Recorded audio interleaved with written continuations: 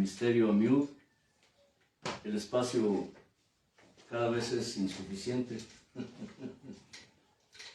pero aquí nos hacemos, decimos en México, nos hacemos lío, ¿sí? Nos hacemos un lío refiriéndonos a que aquí nos entendemos. Poco, mucho espacio, siempre lo importante es acomodarnos, amoldarnos a los recursos.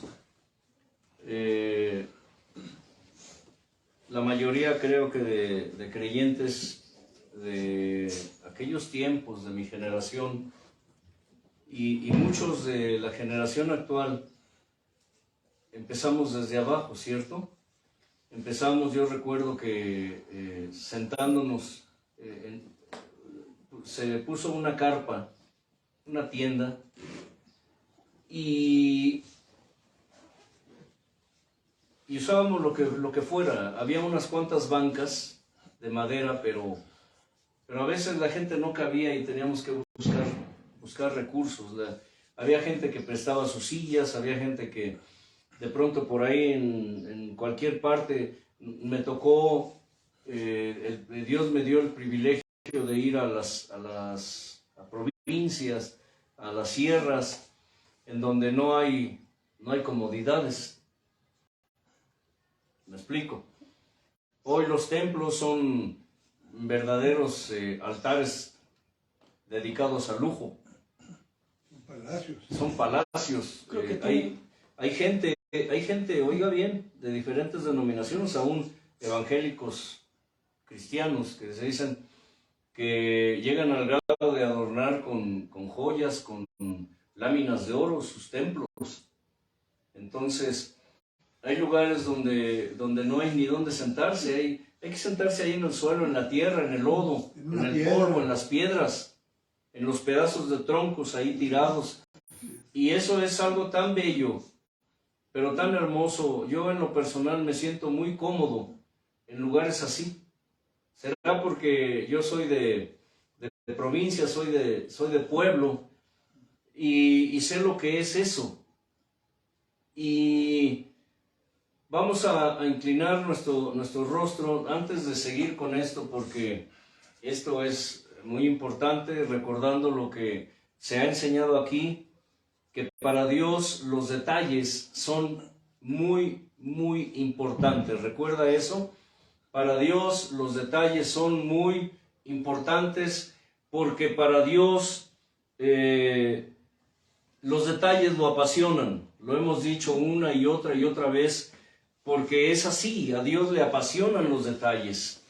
Y es que esos detalles hacen latir el corazón de Dios. Y cuando nosotros, recordando una reflexión que me dio hace algunos años, que dice así: la obediencia produce paz, gozo. La obediencia produce gozo. Escucha esto. Y cuando nosotros obedecemos la voz de Dios, cuando nosotros obedecemos lo que Dios nos manda y lo hacemos como Él dice, porque muchos dicen la voluntad de Dios, pero no la hacen como Dios les dice que la hagan. Y recuerda esto: la obediencia produce gozo. Y cuando hacemos esto en obediencia, nos sentimos ¿qué? Gozosos. Porque este gozo lo produce la obediencia a Dios. El canto lo dice, ¿no? Este gozo que yo siento. Sí. Pero yo creo que es el gozo que yo siento en mi espíritu, ¿no? Es que hay mucha gente que no siente gozo aún estando en el, entre comillas, en el camino de Dios. Aún conociendo la palabra, de alguna manera no han conocido el gozo, y por eso muchos andan cabizbajos, andan tristes, porque todavía el pecado se enseñorea de ellos. ¿De qué manera? Bueno, vamos a orar primero y después seguimos con esto. Padre, gracias por tu presencia, gracias por permitirnos estar aquí invocando tu nombre, Dios del cielo y de la tierra. Hoy, Señor, rogamos que despiertes, que abras, que avives y aumentes los sentidos espirituales en tus almas, mi Señor, para poder entender y comprender las maravillas de tu ley y conocerte un poco más, Señor de gloria.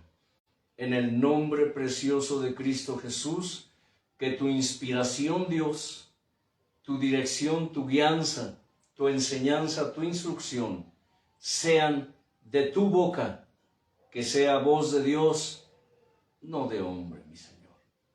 Amén. Les decía que mucha gente no muestra ese gozo, escucha, no muestra ese gozo, aún teniendo años en el Evangelio. Son formas de expresarlo, porque es como cuando en el lenguaje que usamos, nuestro lenguaje aparentemente bíblico, aparentemente espiritual, usamos cuando decimos, es que soy evangélico, es que soy cristiano, es que soy hijo de Dios, es que, etcétera. Pero realmente del dicho al hecho hay mucho trecho. Hay mucha gente que dice o que tiene años en el evangelio, pero realmente no están en. Es una vida como sedentaria. Escucha, es como hablar de cuando decimos que conocemos a Cristo, estamos con Cristo, estamos en Cristo. Mucha gente que conoce de la palabra, tienen años y siempre han mostrado una actitud de pesimismo, de negatividad, porque no han conocido el gozo de la obediencia. ¿Sabías que cuando una persona no está haciendo, no está obedeciendo, no está practicando la obediencia a Dios, esa es una persona que de alguna manera se manifiesta, se nota en su carácter?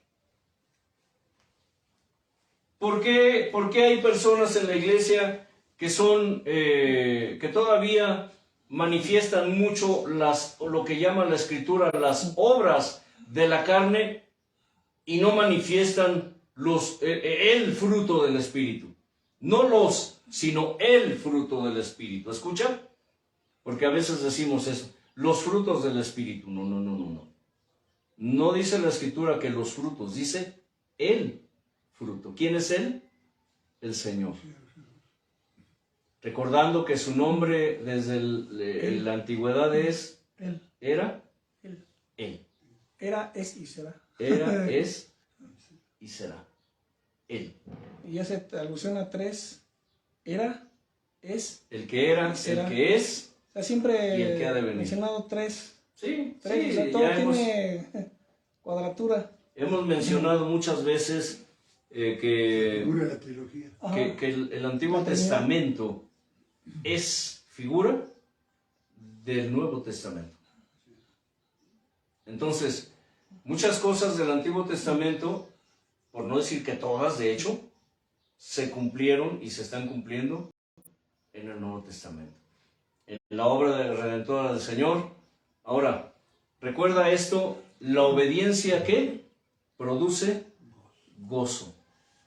Por eso es importante que cuando tú ores a Dios, en tu clamor, en tu oración, siempre le digas al Señor, Señor, hazme obediente y fiel a ti. Pero muchas veces, perdón, Antonio, muchas veces es cierto, en el espíritu de hacer la obediencia produce gozo, pero muchas veces la obediencia no produce gozo, porque hacemos las cosas sin gozo. O sea, las hacemos por obediencia a Dios, pero no estamos gozosos. Las hacemos porque Dios nos lo manda. Y podemos ver ejemplos, por ejemplo, Jonás, Moisés, que obedecían a Dios, pero lo hacían regañadientes, sí, decimos. Y no había gozo en ellos. O sea, había tal vez conformidad, pero no había gozo como tal, porque pues, eran cosas que tal no les gustaba, y como a nosotros también, a veces hay cosas que no nos gustan, pero las hacemos porque Dios nos las está mandando. Es como el perdón, el canto de no puede estar triste un corazón que alaba a Cristo. Muchas veces alabamos a Cristo estando tristes. Suena Sí. como medio raro, pero pues... Es que hablando de... Aquí podríamos tocar varios puntos, pero obviamente sería entrar en diferentes temas. La obediencia, la fidelidad, la conformidad. El hecho de que, por ejemplo, tú hablas de conformidad, ciertamente, pero hemos hablado aquí y hemos enseñado, porque esto es palabra de Dios, que una cosa es estar conformes, escucha, conformes con la voluntad de Dios, y otra cosa es estar conformados a esa voluntad. Lo mencionamos hace tiempo, que cuando nosotros estamos conformes con la voluntad de Dios, es cuando decimos, pues sí, Señor, está bien, si eso es lo que quieres, si así es tu voluntad, está bien, lo acepto. Pero nuestra actitud dice que estamos haciendo las cosas casi que obligadamente. Pero cuando estamos conformados a esa voluntad, es cuando a nosotros nos gusta esa voluntad, y estamos de acuerdo y estamos felices con esa voluntad, aunque esa voluntad signifique que nos hará ¿qué? Sufrir. Entraremos en un tema en donde tendremos que hablar de la disciplina. Hace unos días, hablando con unas almas, les dije, hablando de disciplina, hay disciplina preventiva y hay disciplina correctiva. Le dije a estas personas, la disciplina preventiva evitará que llore, pero la disciplina correctiva te hará llorar. Hermano, ¿Verdad, hermano? Yo creo que el estar conformado a la voluntad de Dios se basa en la rendición a esa voluntad, en rendirte a esa voluntad, en gozarte de esa voluntad. Y a eso es a lo que me referí. Por eso es importante que en tu oración, déjenme acomodar el cuello, creo, porque hace rato la joyita del Señor me estuvo maltratando. Dios mío, ya cada vez pesa más. Y no es tanto el peso, digo, sino el volumen, el tamaño ha crecido mucho. Ha crecido mucho, entonces ya controlarlo se me hace difícil. Ella se me cuelga y se mueve más. Ajá, entonces sentía yo mi cuello. Y pues sí, creo que lo tenía hecho bola por aquí. Pero en fin, gloria al Señor. ¿En qué estamos? Que de las almas que le estabas diciendo. Sí, de que la disciplina preventiva evitará que llore, y la disciplina correctiva me hará llorar.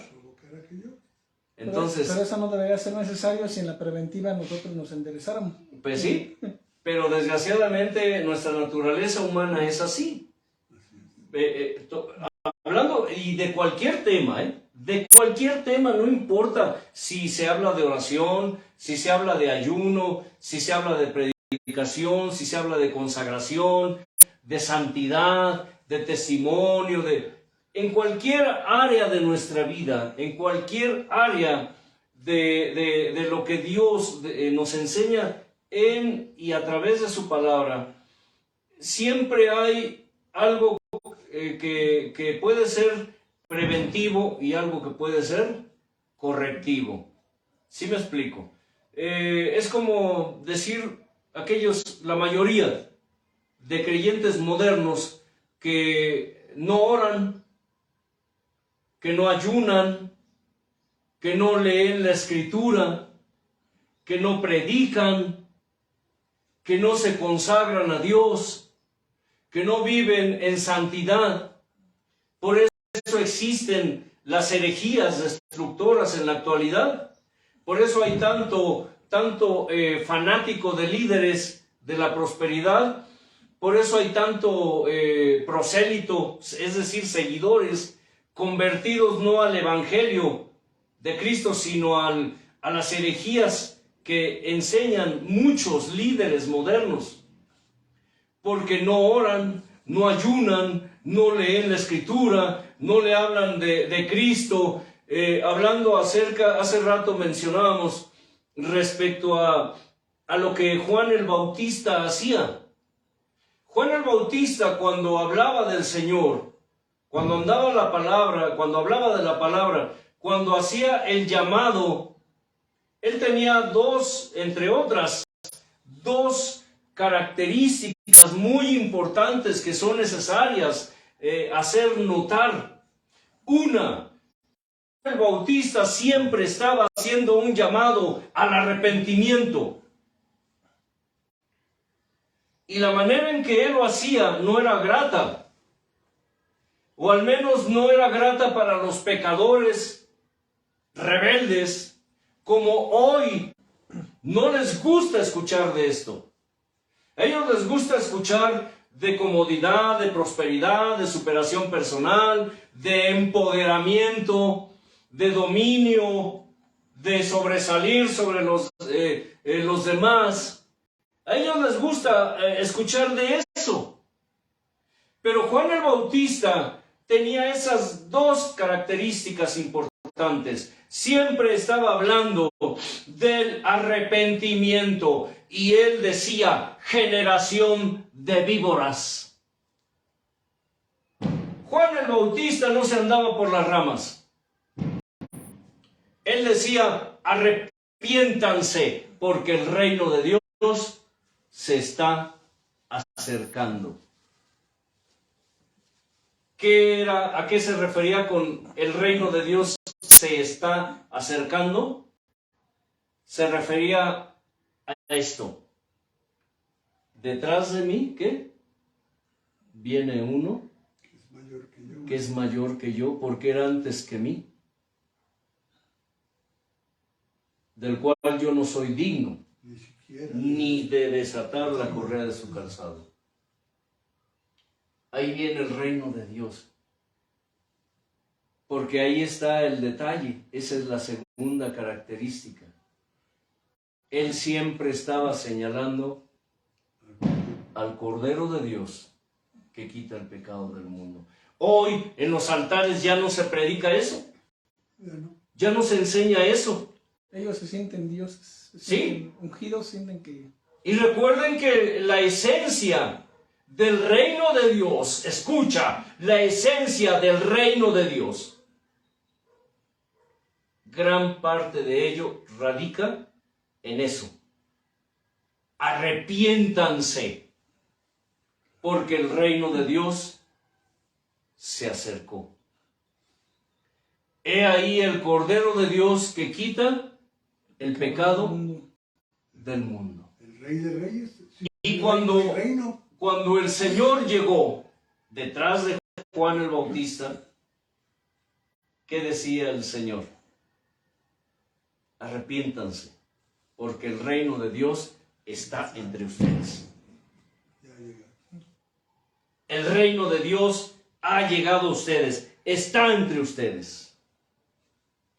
Es importante que cuando tú ores, en tu oración, y para aquellos que tienen la disposición y la disponibilidad para escuchar la palabra, para aprender, para recibir y para vivir, para practicar esta palabra, escriban, porque hay muchas cosas que, como oidores olvidadizos que somos, no hacemos. Señor, hazme obediente y fiel a ti. Hazme obediente y fiel a ti. Señor, confórmame, no solo con tu voluntad, sino a tu voluntad. Dame ¿qué? conformidad. Sí, estas son claves. Aquí estamos dando palabra práctica. Aquí no nos dedicamos ni a acariciarle la orejita a nadie, ni a hablar palabras lisonjeras, ni a hablar palabras aduladoras. ¿De qué nos sirve darte una palabra aduladora, halagueña, lisonjera, que quizá te esté perdiendo o que te pierdas más de lo que ya estás perdido? Hay mucha gente que no sabe cómo orar. De hecho, la Escritura dice que no sabemos cómo pedir, pero el Espíritu Santo nos ayuda en nuestra debilidad, porque Él dice con gemidos indecibles, pide por el creyente, porque Él sabe cuál es la intención. El Padre sabe cuál es la intención del Espíritu. Pero te estamos dando claves que Dios nos dio a nosotros. Señor, produce en mí obediencia, fidelidad, conformidad. Produce en mí, Señor, estabilidad, permanencia. Produce en mí, Señor, perseverancia, constancia. Produce en mí, Señor, tolerancia. Produce en mí comprensión. ¿Se dan cuenta? Hay que saber cómo pedirle, cómo rogarle a Dios y qué. Porque a veces la mayoría de nosotros tenemos alguno de esos defectos, ¿cierto? Alguno de esos hábitos.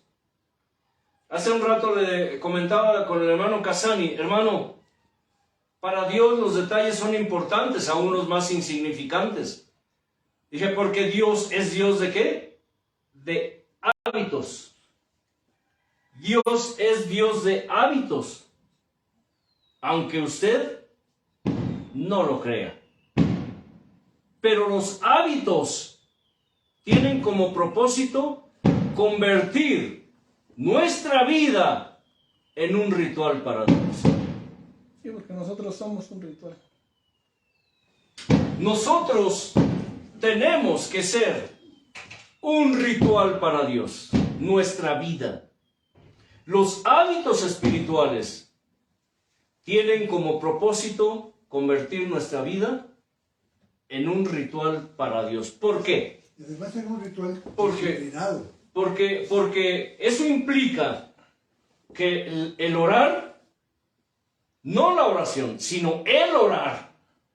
Escucha, el orar tiene que ser un hábito espiritual. El ayunar debe ser un hábito espiritual. El predicar la palabra a las almas debe ser un hábito espiritual. El temor a Dios debe ser un hábito espiritual. Para aquellos que niegan esto, porque la mayoría de modernos lo niegan, en los altares se dice que eso es religiosidad, que es fanatismo. Obviamente estamos hablando de personas que empezando por los que están parados en el altar, tienen ¿qué? Vendas. Vendas. Están vendados. Están dentro de los propósitos de Dios. Escucha. Están cegados y están ensordecidos, y dice que su corazón fue engrosado para que no se conviertan ni haya para ellos sanidad. Repito, algún día, si Dios permite, enseñaremos acerca de la predestinación, que también muchos lo niegan, pero en la Escritura nos habla de la predestinación.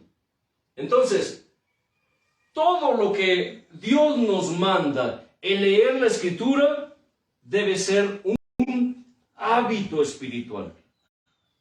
Así como tenemos el hábito de gritar, así como teníamos el hábito de fumar, el hábito de tomar, el hábito del mal lenguaje, de decir obscenidades, groserías, peladeces, como lo quieras llamar. El hábito, muchos, de andar fornicando, adulterando, el hábito de mentir. Es un hábito que es muy real en la iglesia, en el pueblo. El hábito de mentir, la mayoría de creyentes son mentirosos.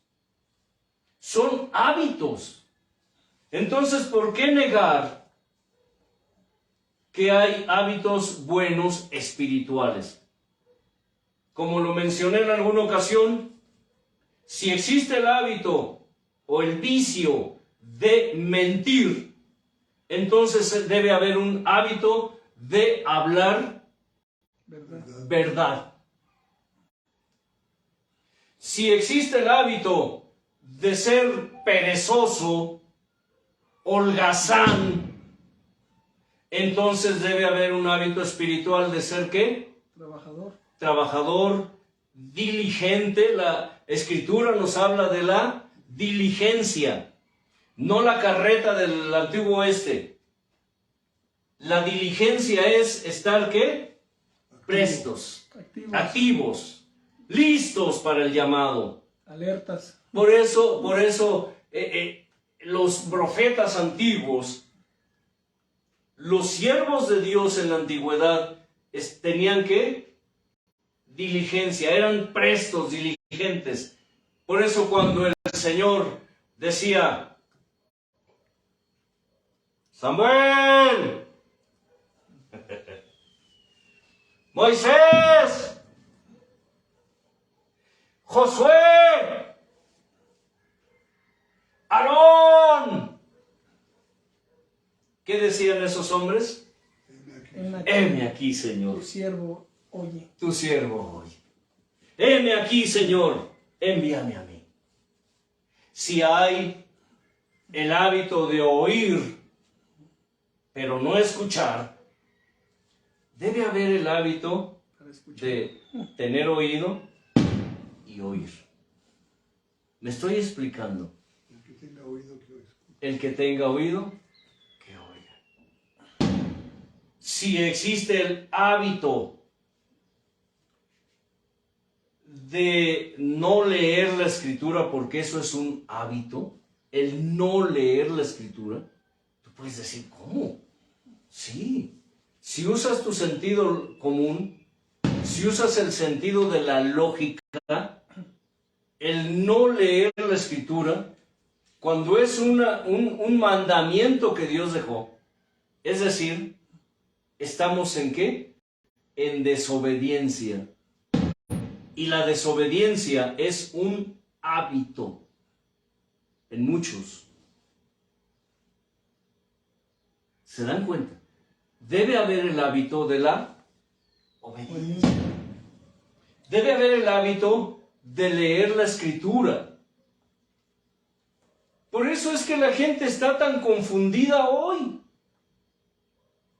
Estaba viendo a un inmundo, un impío, que tiene, no diré su nombre, quizá muchos de ustedes lo hayan visto en las redes, es muy famoso.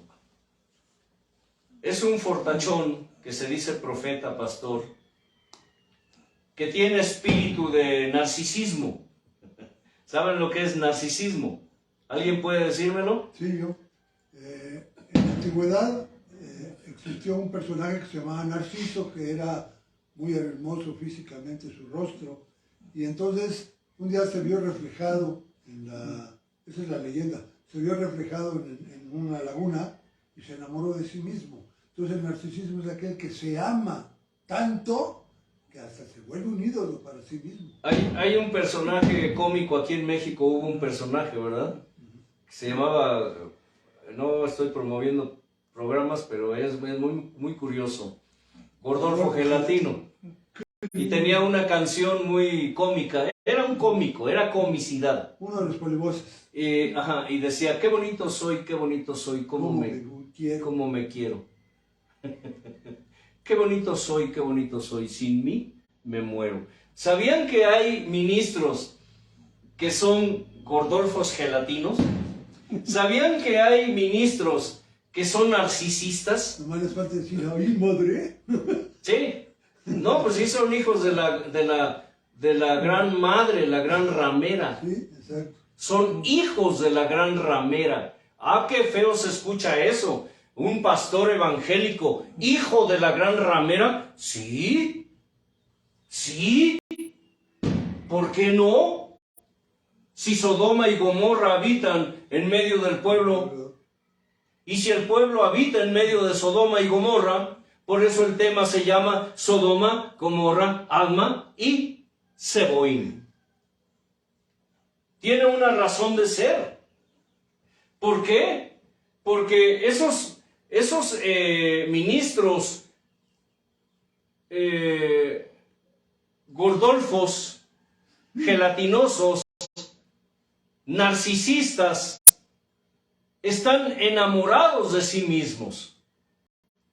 Se preocupan mucho por su físico, se preocupan mucho por su apariencia, se preocupan mucho por su imagen, escucha, su propia imagen, antes que preocuparse por la imagen del Señor.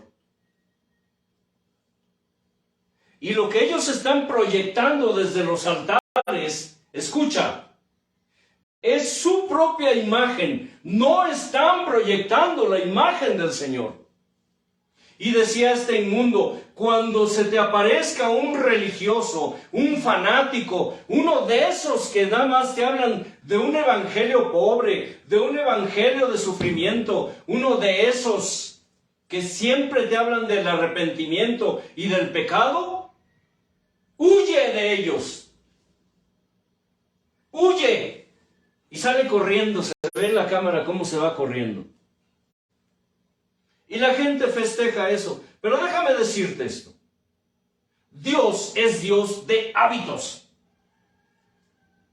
Y cada hábito espiritual que Dios nos enseña en su palabra, tiene como propósito convertir nuestra vida.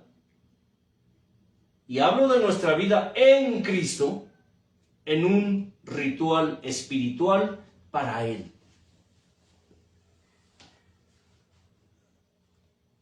Aunque usted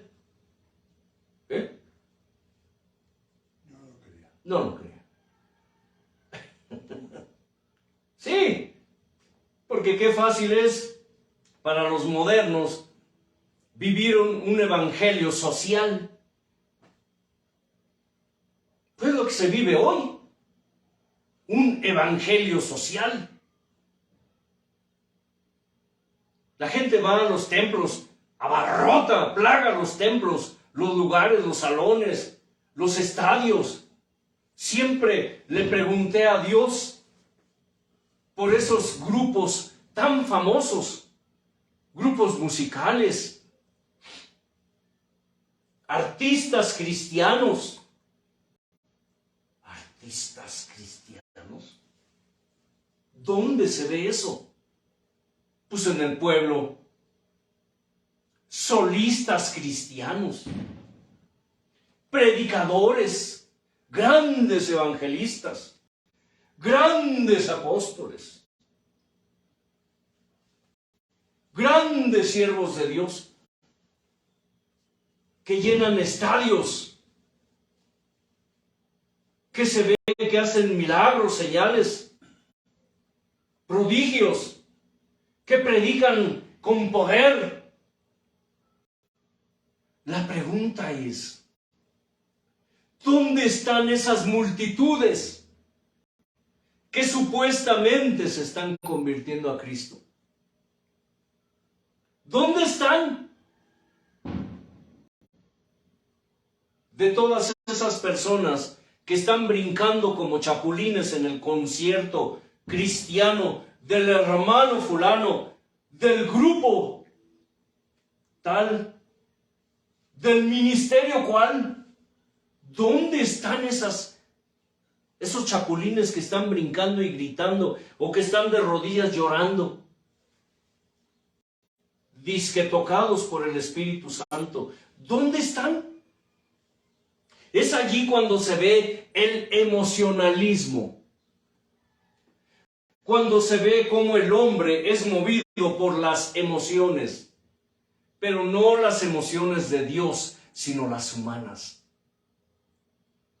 Es por eso que aquí afirmamos, porque es palabra de Dios, que hay dos tipos de arrepentimiento. El arrepentimiento carnal, que dice produce contristamiento y produce muerte. Pero está el arrepentimiento que proviene de Dios, que produce contristamiento para la vida eterna. Uno es temporal y el otro es permanente. Sí, porque uno es carnal, es moral, y el otro es espiritual. Viene De Dios. del pensar Sí. y del sentir del gran yo soy. Ese arrepentimiento carnal no será solamente un remordimiento. Se le conoce como remordimiento, pero vamos a la escritura, porque sé que muchos ahorita, como el hermano Casani, está pensando y como que lo está razonando, y muchos de ustedes sé que lo están tratando de digerir, de asimilar.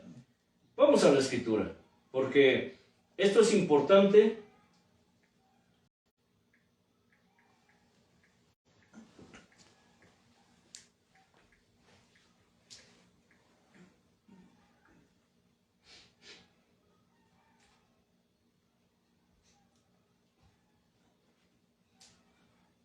A ver.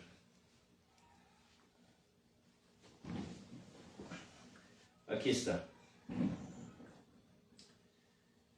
Escuchen. ¿Qué pasaje es? ¿Qué pasa? Es 2 Corintios capítulo 7. Después de que el apóstol Pablo les puso una regañada a los corintios por los vicios que la iglesia de Corinto estaba manifestando. Recordando que en la iglesia de Corinto se daban prácticas y vicios como hoy en muchas iglesias, sino es que en la mayoría o en todas, vicios que tenían que ver, que podían tratarse desde mentir hasta adulterar, fornicar, hasta el incesto, que dice que un joven tenía a la esposa de su padre como mujer. Los dos compartían a la misma mujer, se robaban entre ellos, se defraudaban, y cuando el hermanito le reclamaba al otro, iba y lo demandaba ante las leyes humanas y estaban en pleitos judiciales. ¿Sucederá eso hoy en día? No, ¿verdad? En el pueblo de Dios no hay eso. Yo creo que hasta se da más. Y es contrastante decir que es el pueblo de Dios, pero bueno, el Señor lo llama así, mi pueblo.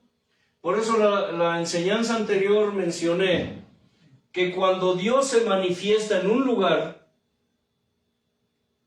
no es porque allí estén bien, viviendo en santidad, sino porque Él siente dolor al ver su santo nombre blasfemado.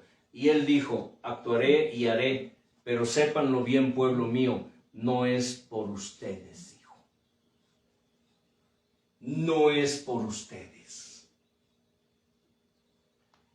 Pablo tuvo que enviar una carta dura a los hermanos de Corinto para hacerles un llamado para que corrigieran todas esas deficiencias.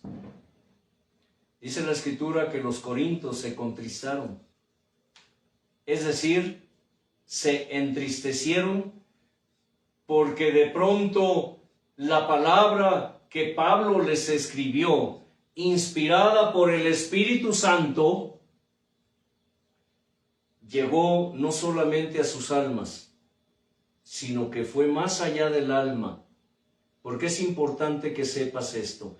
El corazón es tipo y figura del alma.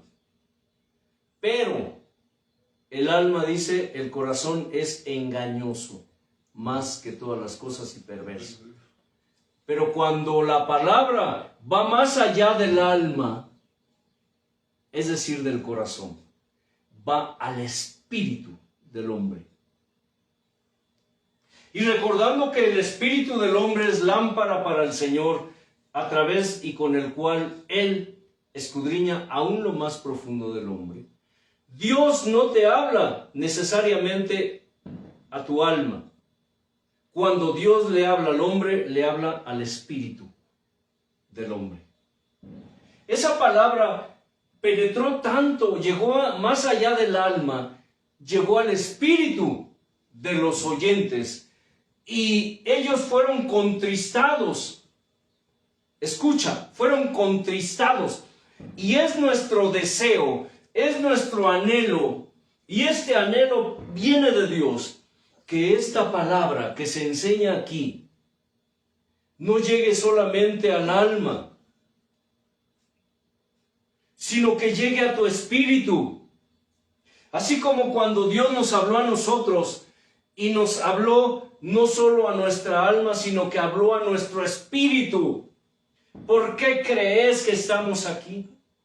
Siendo personas duras como éramos, ¿cierto, hermano Elliot? Éramos personas realmente duras. Si el hermano Casani nos hubiera conocido antes de esto, él hubiera salido huyendo. O quizá él ha escuchado de la antigua fama de los... O no hubiera salido. Sí me explico. Pero muchas veces, miren, hablamos de corrección, hablamos de disciplina, que Dios nos llama, dice, con la vara. Nos habla con cuerdas de amor, nos habla con la vara, nos habla con el cayado, etc. Y dice, tu vara y tu cayado, ¿qué? Me infundieron o me infunden aliento. Es decir, tu vara, tus varazos son los que me hacen que siga. Infundir aliento se refiere a que ya no quiero. ¿Ah, no? ¿Cómo que no quieres? Y ¡pum! Ahí va el varazo. Y sígale caminando. Ese es el Dios que enseñamos.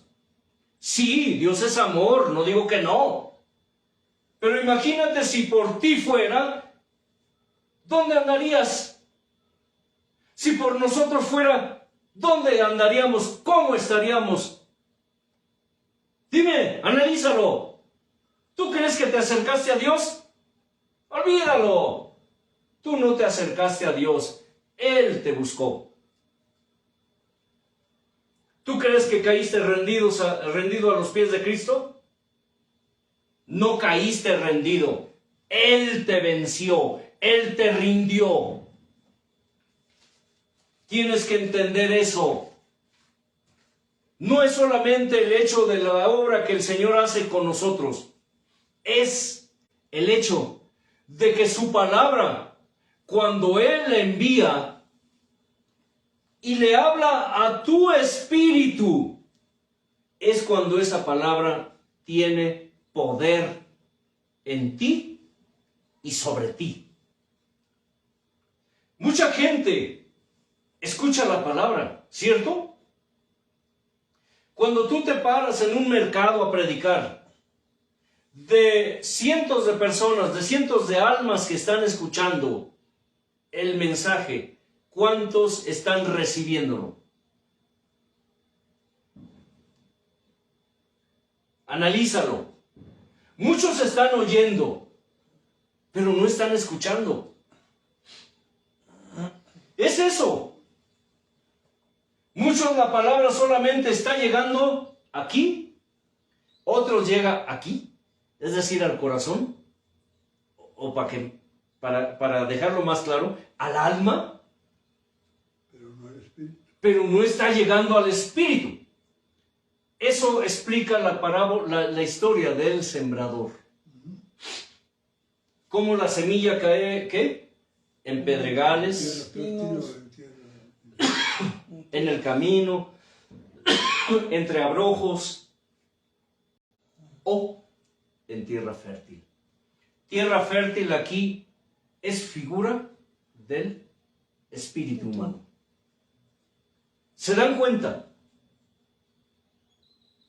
¿Sabían eso? Ese es el punto. No lo sabían porque nadie se los enseña. Tiene una explicación. ¿Qué es una tierra fértil?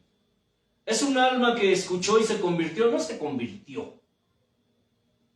El Señor habló a su espíritu y lo transformó. Él lo conquistó. Sí, estoy siendo explícito para que no sigas pensando, ay, es que yo le abrí mi corazón a Dios. Les digo, las mangas del chaleco. No le abriste el corazón a Dios. Él llegó, abrió, se metió. ¿Conquistó? Conquistó. Como rey. Y se puso a barrer y a limpiar y adornar esa casa. Así de sencillo. Él, como figura, fue el trapeador, fue la escoba, fue todo. El plumero, el sacudidor, todo. ¿Se dan cuenta? Son figuras. No es irreverencia. Pero estás pensando otra cosa. Hay cosas que solamente llegan al alma. Pero cuando Dios habla al espíritu humano, ahí es otra cosa. ¿Te das cuenta? Fíjate, Antonio, mucha gente dice, es que yo encontré a Dios. Y es todo lo contrario. Dios te rescató. Sí, Dios Él te llegó a mí. pescó. Él llegó a mí.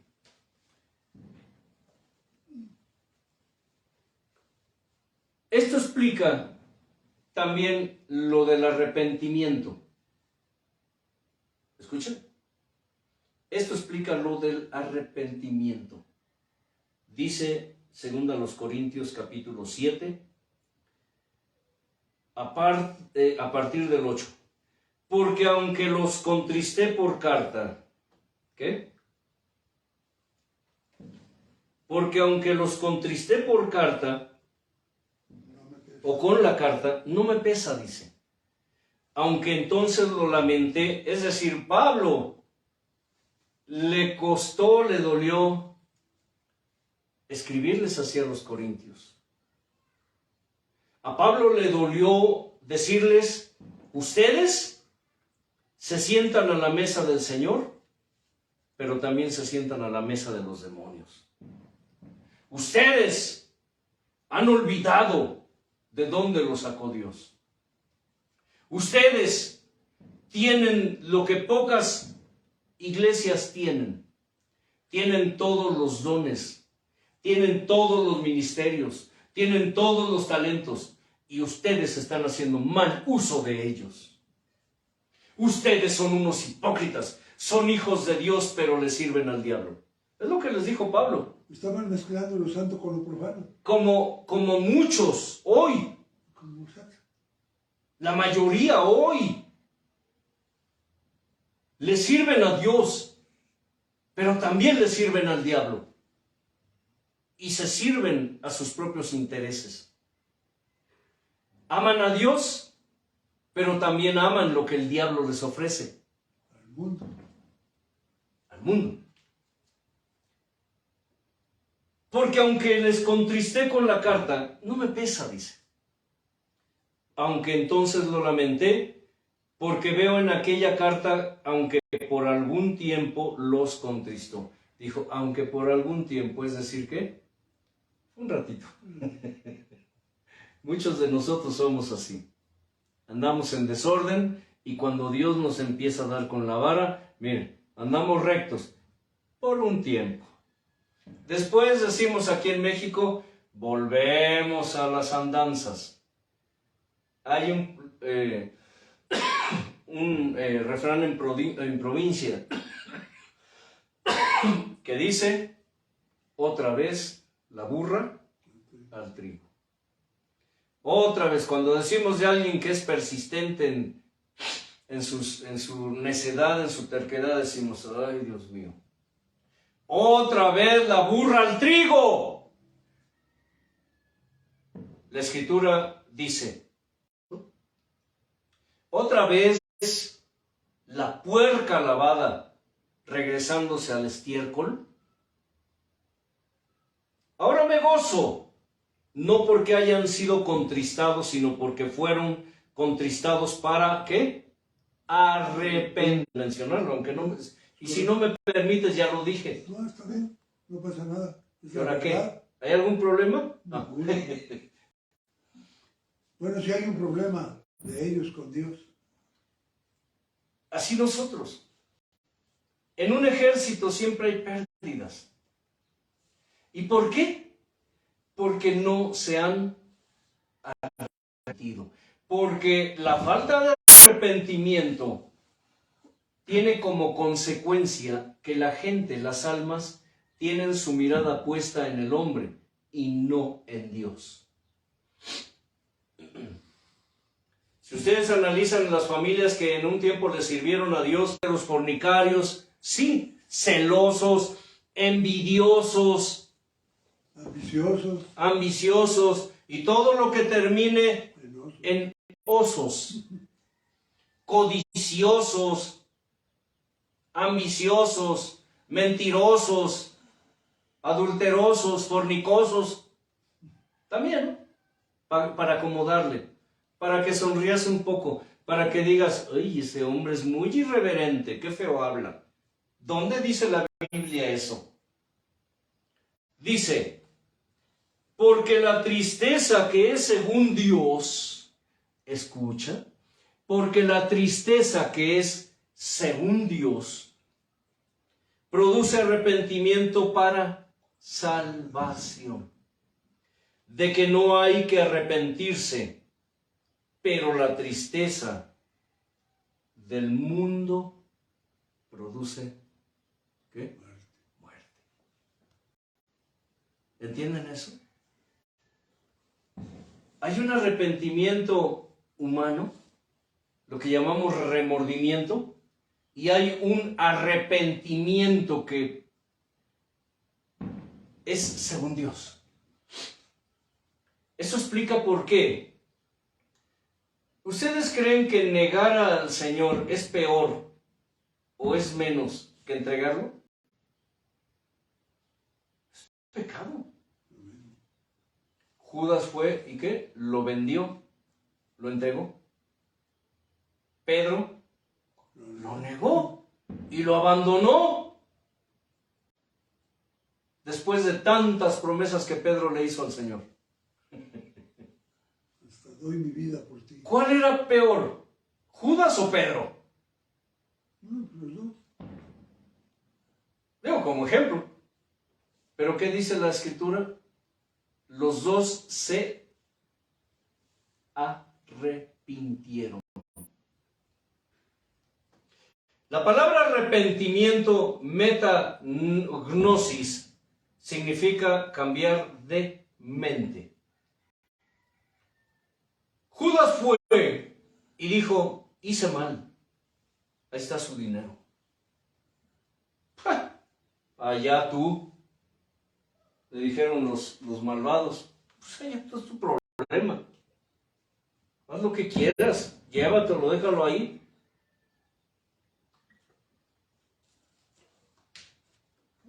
Pero Judas fue y se ahorcó. ¿Se suicidó?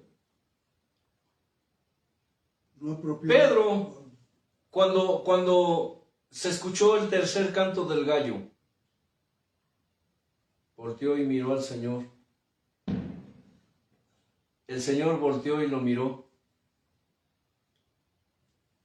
Y de pronto Pedro, escuchando la voz del Señor que le dijo, ¿recuerdas, Pedro, lo que te dije? Porque dice que Pedro recordó lo que el Señor le dijo. Antes de que el gallo cante 2 veces, me negarás 3 veces. Y dice que Pedro, arrepentido, fue y lloró.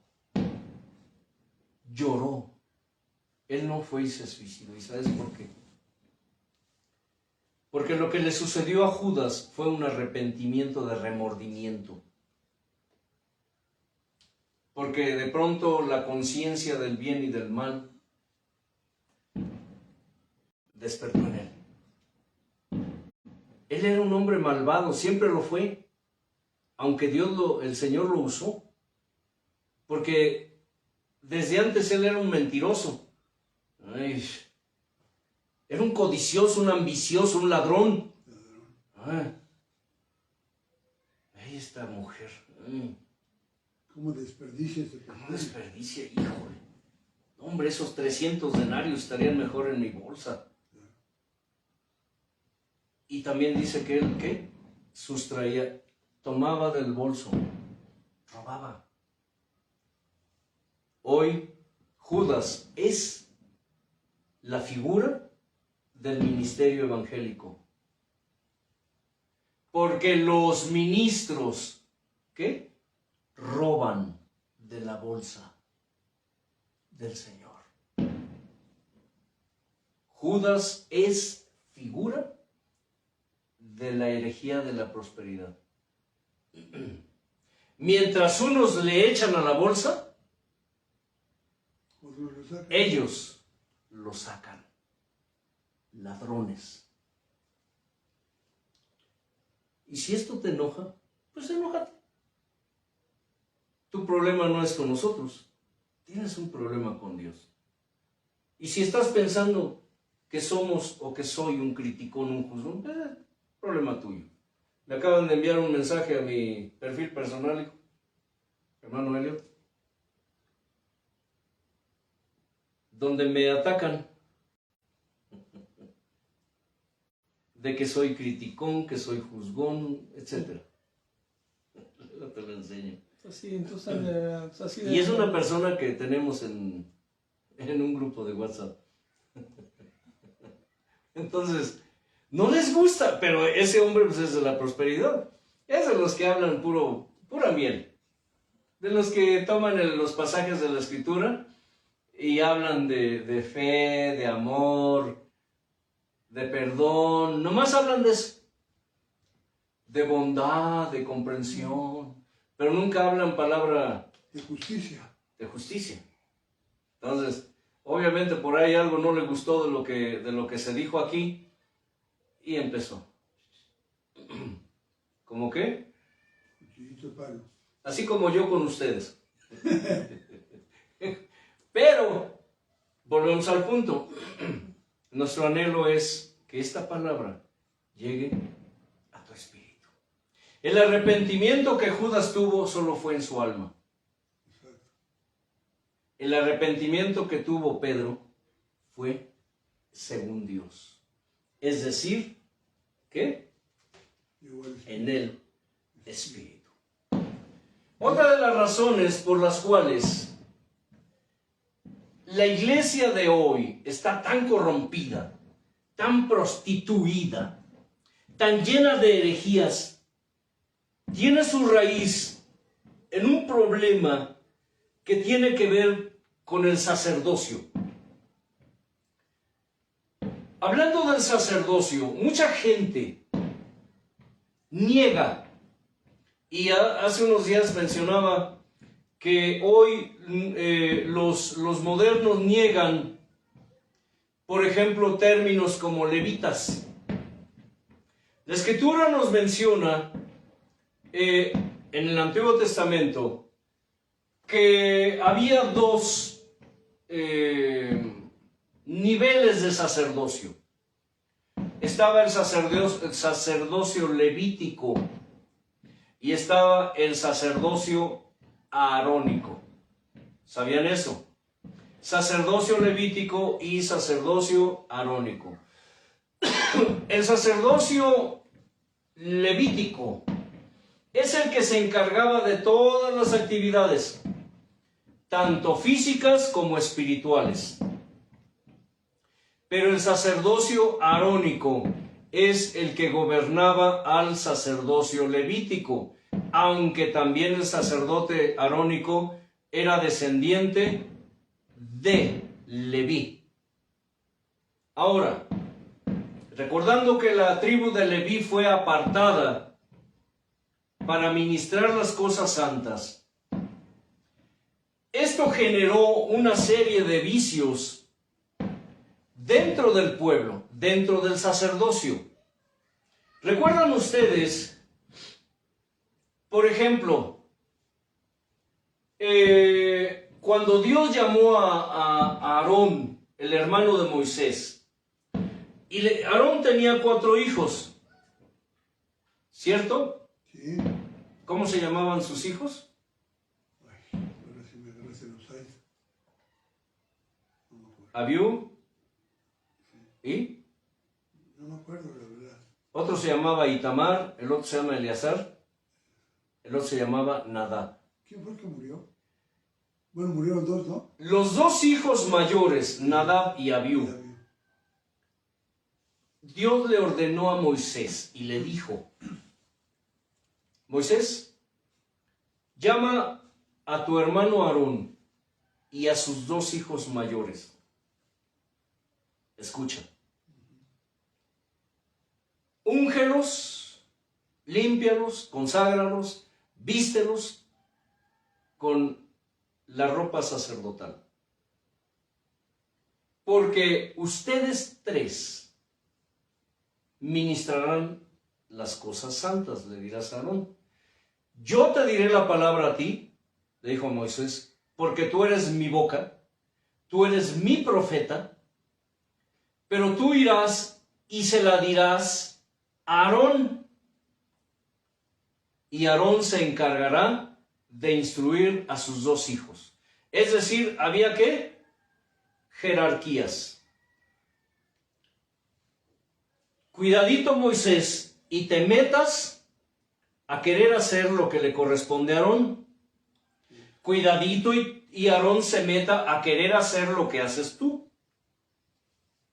¿Por qué creen que sucedió el asunto ese de cuando Aarón y María, sus hermanos de Moisés, hermano y hermana, fueron a echarle pleito? Y Dios castigó a María con lepra. ¿Por qué creen que fue?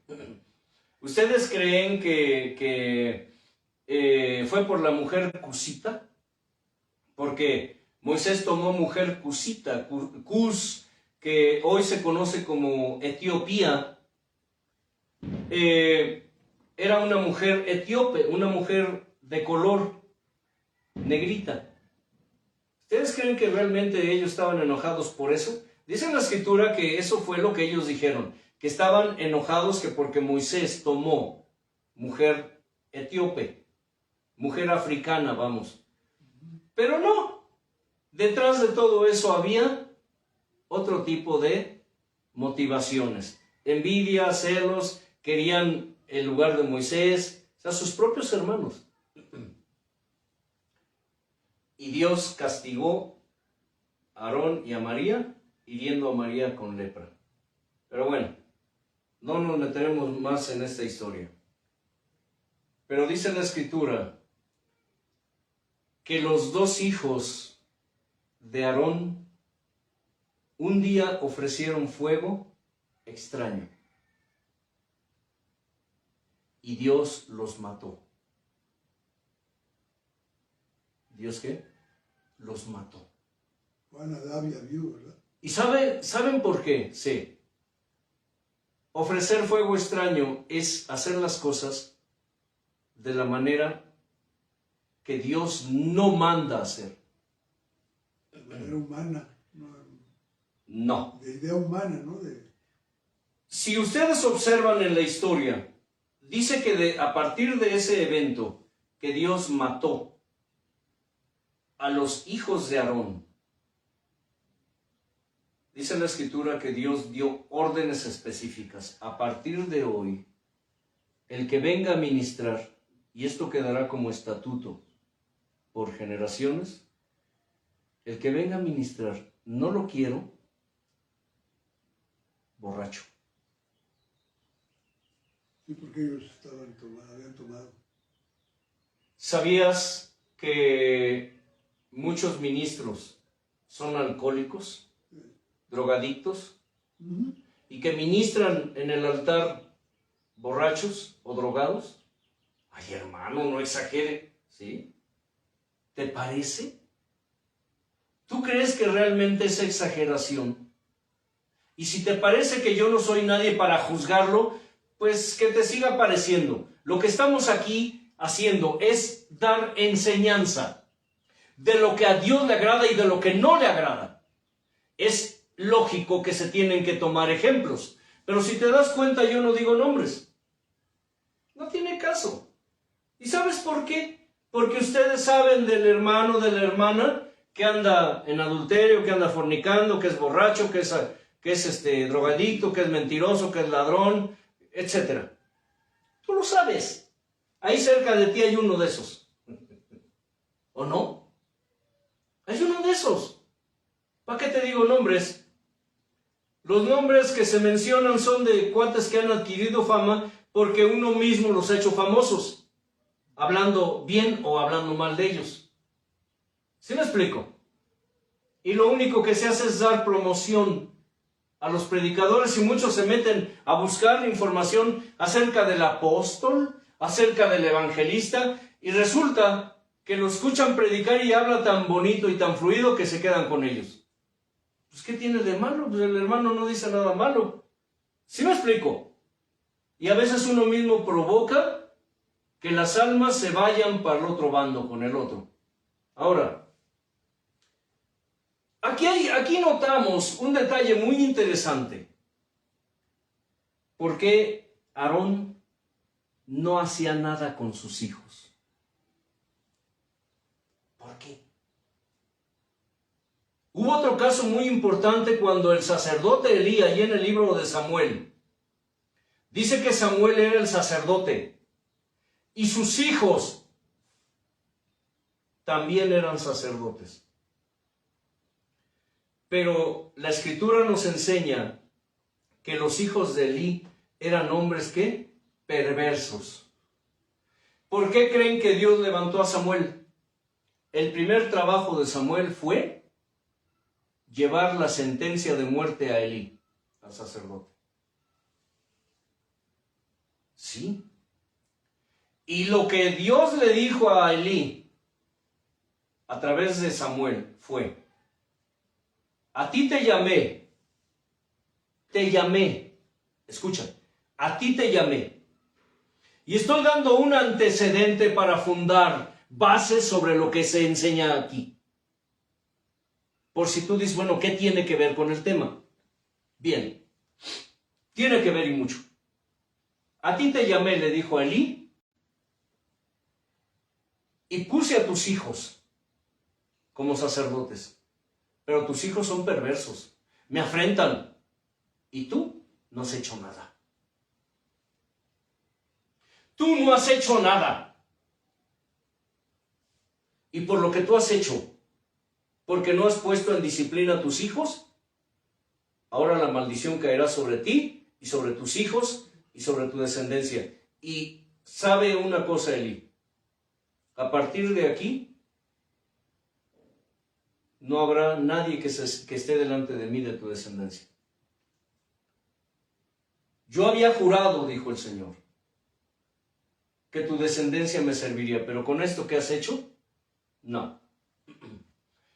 Es lo mismo con Aarón. ¿Sabe qué le dijo Aarón? Ahí están tus hijos, muertos, y fue tu culpa.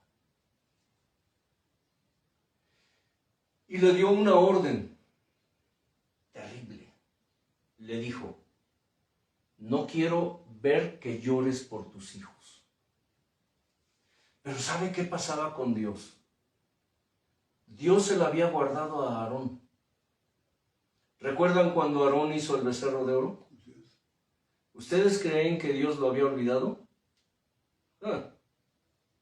Hay cosas que si tú no te arrepientes, Dios te las guarda.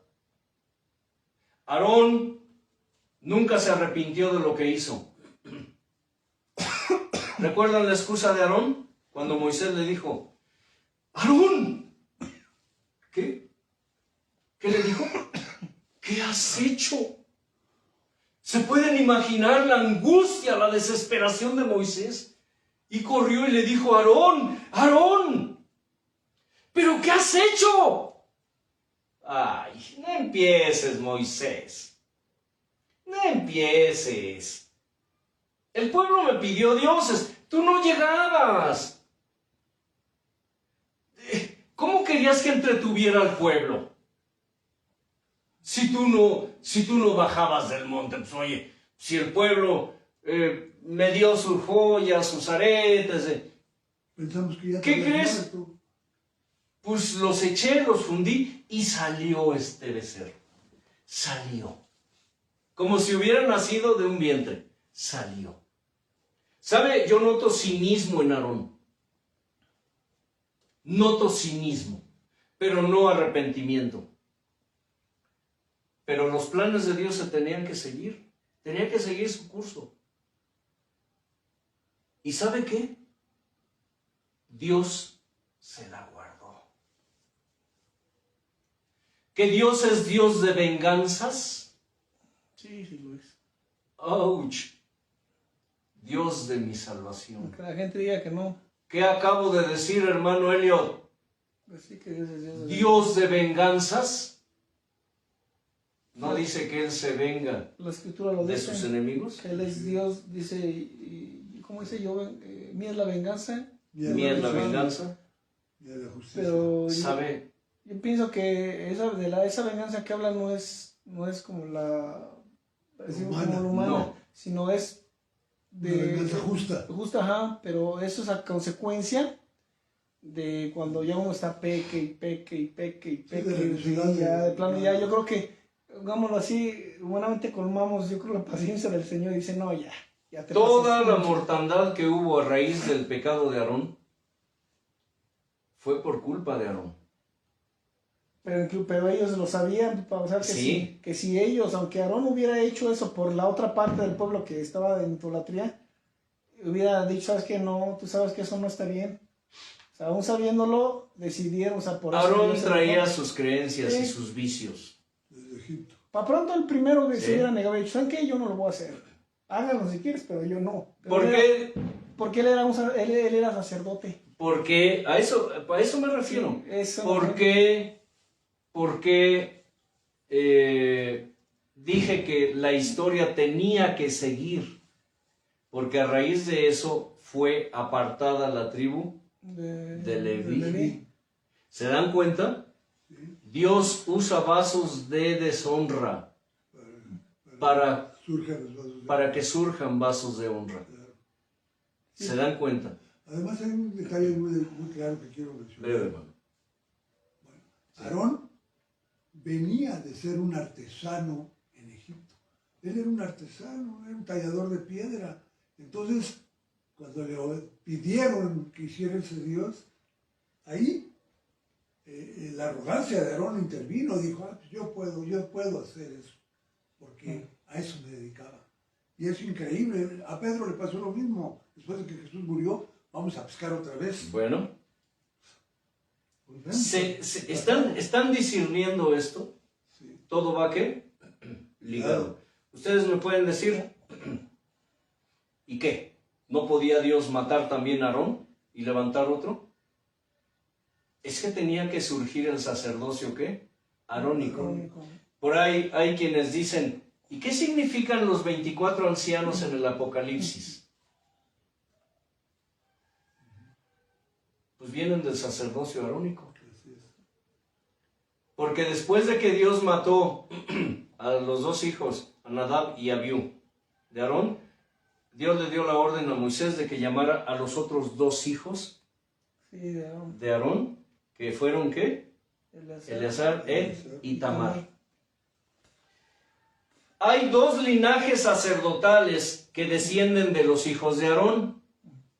El sacerdocio, el linaje de Itamar y el linaje de Eleazar. Cuando David estableció los servicios sacerdotales en la casa del Señor, o para la casa del Señor, ordenó un año uno, un año otro, un año uno, un año otro. ¿Se dan cuenta? Por eso hay que 24 ancianos en el Apocalipsis. 12 representando el sacerdocio de Itamar y 12 representando el sacerdocio de Eleazar. Pero los 24 representan el sacerdocio aarónico, porque descienden de Aarón.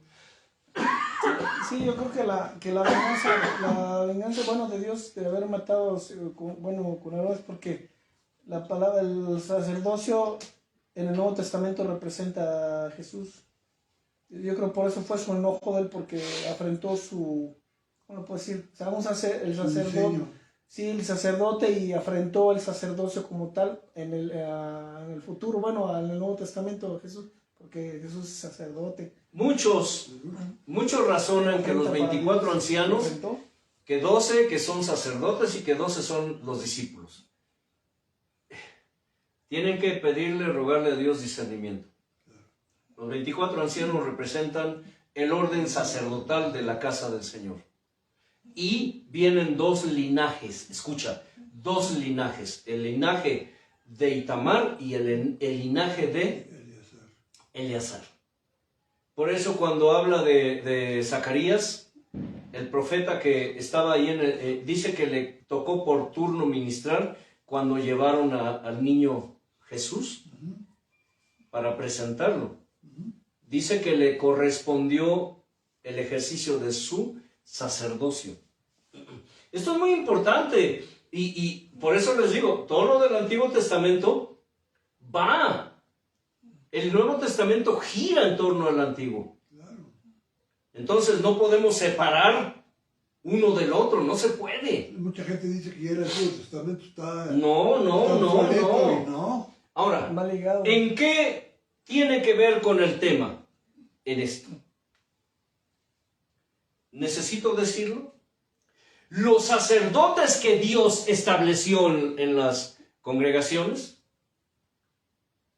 Y aquí tendremos que entrar en un tema muy todavía más allá, acerca de los dones y los ministerios, porque vemos hoy que en la actualidad la figura del pastor es la más importante y según la Escritura no es así.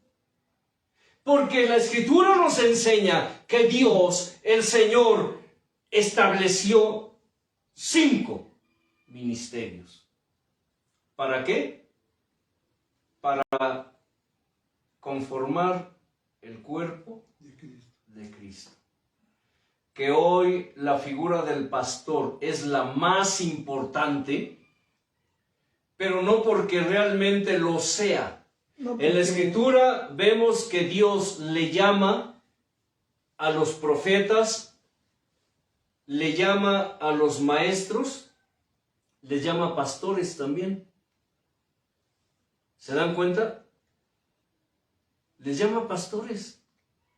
¿Dónde está eso en la Escritura? Bueno, se acaba el tiempo. Pero este es tema más adelante. ¿Y cuáles son esos 5 ministerios? Pues es, ¿qué? Maestros, apóstoles, profetas, evangelistas, profetas y pastores. ¿Se dan cuenta? Pero dices que en la antigüedad no había evangelistas. Ya lo sabía, pero no les llamaban evangelistas. Noé fue un evangelista. Oye, perdón, me dijiste que los 5 ministerios son maestro, apóstoles, evangelistas, profetas y pastores. ¿Y el ministerio levítico dónde quedó? Tendremos que tocar el tema más adelante, hermano. Pero, hermano, vamos adelante. No. Es que... Simple y sencillamente, la razón por la cual la figura del pastor hoy es la más importante es por una razón. Porque quieren controlar. Porque de esa manera ellos controlan. Tanto lo económico como todo. Todo se centra ¿en qué? En el pastor. En el pastor. Todos los ministerios están sujetos al pastor. Todos los dones están sujetos al pastor y eso no es de la Escritura. La Escritura no enseña eso. Obvio, como no hay quien enseñe de esto, porque la mayoría no lo sabe, y los que lo saben, pues obviamente dicen, no, yo ni de loco les enseño esto. Y los que lo saben y lo enseñan, los demás lo apagan, lo callan, lo quitan. Si no suelto las amarras que me enriquecen. Pues De loco, los ministros de hoy dicen, no, yo ni de loco enseño esto. Pues la gente me va a decir, ¿cómo, hermano? ¿Saben por qué? Porque enseñar esto implica cambiar todo un sistema. Sí, toda la estructura actual. Todo un esquema, toda una estructura actual. Por eso hemos dicho de manera irónica, muchas veces sarcástica, si Jesús viniera a querer poner orden en su iglesia, ¿saben qué haría la gente? No, ya no hay crucifixión, hermano. Hay silla eléctrica, hay cámara de gases, hay decapitación. Allá en Oriente, pues hay ¿qué? Decapitación. ¿Qué otro castigo aplican allá? Los disuelven en ácido. Si Jesús en persona viniera a este mundo, es una figura, no lo tomen como doctrina, es una figura sarcástica, pero que ilustra la actitud del pueblo de Dios hoy. ¿Qué dirían que es un hereje? Aunque reconocieran que era Jesús, ¿saben qué harían con él? Lo disuelven en ácido o lo decapitan. Así. Aunque supieran que es el Señor. Y se aplica en la Escritura que dice que mayor es el que está en mí que el que está en el mundo. Para ellos se aplicaría mayor es el mundo que el que pudiera estar en es que es asombrosa la actitud de la gente hoy. Mucha de esta enseñanza, y lo seguiremos diciendo, no es para todos los que están oyendo y escuchando. Y aún así siguen pensando que es herejía. Esto es, solo dice la Escritura, para sabios y para entendidos. Por eso nadie habla de esto. Y los poquísimos, créanme, desde que tengo recuerdos, hace 40 años que Dios me llamó, solamente a una persona escuché enseñar esto. Porque de ahí a más, no he escuchado a nadie enseñando de esto. Y enseñan, sí, de los dones, de los ministerios, pero le dan su enfoque. Próspero.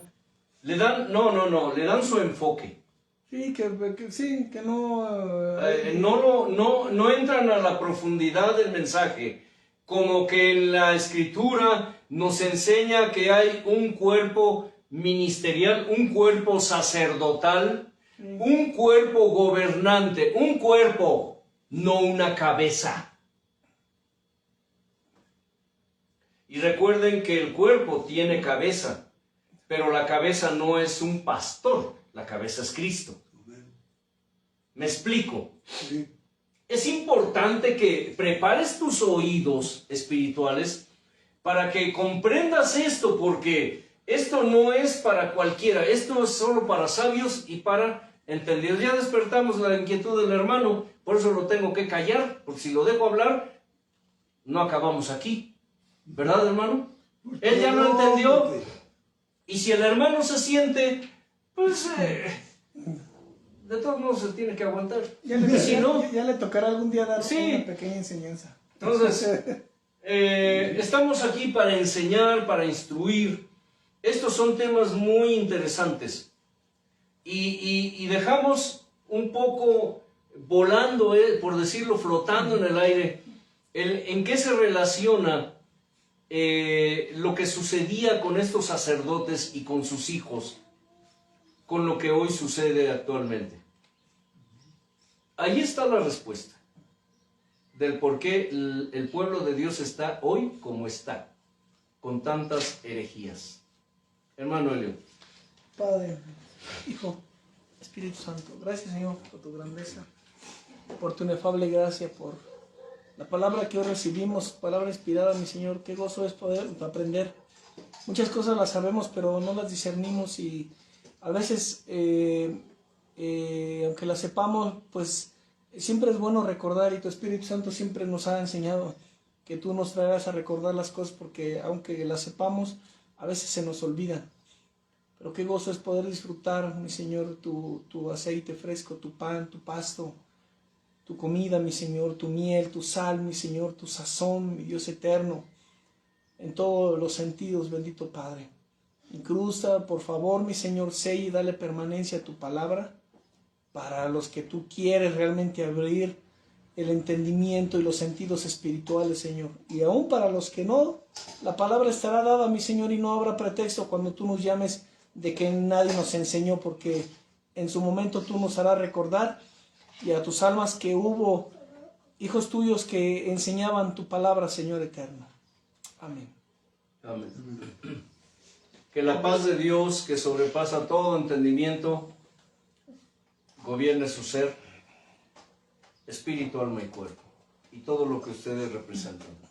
Paz.